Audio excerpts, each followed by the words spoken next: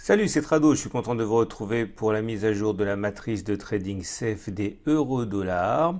On va commencer par les précautions d'usage. Il ne s'agit pas d'un conseil en investissement, mais seulement d'une matrice donnée à titre informatif et pédagogique. Vous devez vous rapprocher d'un professionnel pour savoir si l'utilisation des CFD à risque limité correspond à votre profil d'investisseur. On est donc ici sur la plateforme Next Generation de CMC Markets. On va donc regarder ce que dit l'euro-dollar pour les données journalières pour avoir une idée des problèmes qui pourraient se poser lors de la baisse ou de l'ascension des données intraday. Nous avons donc en données journalières ici un support important aux alentours de 1,1078, 1,1064.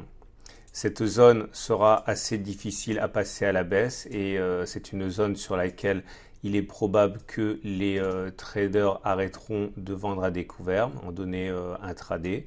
Et à l'opposé, nous avons la zone ici des 1,1198,91 qui est une zone de résistance. C'est une zone où les traders sans doute réfléchiront à deux fois avant d'acheter puisque c'est une zone obstacle. On va maintenant descendre d'une unité de temps pour voir ce à quoi cela ressemble pour les données en intraday. Et voilà ce que l'on a. On retrouve par transparence les zones qu'on a évoquées préalablement, c'est-à-dire ici la zone de support à 1,1078, 1,1064 et la zone de résistance comprise entre 1,1986 et 1,1246.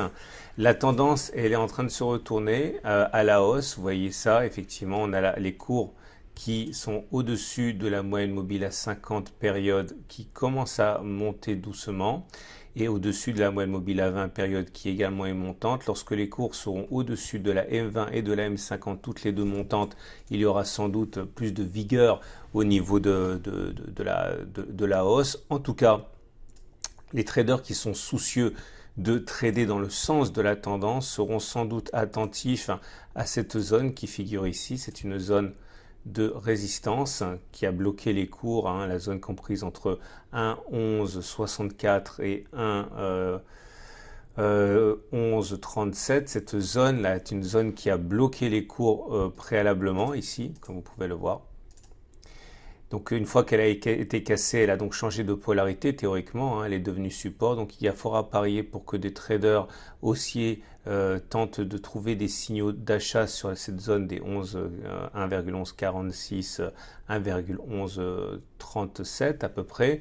Mais nous avons également ceux qui préféreront que l'on attende de casser l'obstacle pour engager un signal haussier, mais c'est pas pour tout de suite.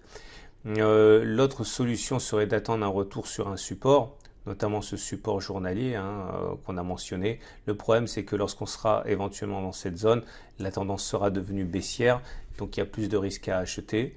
Maintenant, ceux qui ont plutôt un biais baissier sur l'euro-dollar en données 4 heures attendront sans doute que l'on revienne sur cette zone des 1,1248 pour chercher la présence d'éventuels signaux baissiers. Alors des signaux baissiers comme il y en a pu avoir ici, là vous voyez on a un très bel exemple de ce qu'on appelle un three inside down. Je vais y arriver, c'est là. Une bougie verte avec une bougie rouge et une autre bougie rouge, c'est un three inside down, ça a produit des effets assez intéressants. Et l'autre possibilité pour engager des signaux, pour saisir des signaux baissiers sera l'éventuelle cassure du support ici, puisque si on casse ce support et qu'en plus la tendance elle est baissière, et elle le serait si on était en dessous, puisque la M20 et la M50 seraient sans doute descendantes et on serait en dessous, il pourrait donc se produire la recherche de signaux baissiers sur cette zone également. Voilà ce qu'on pouvait dire.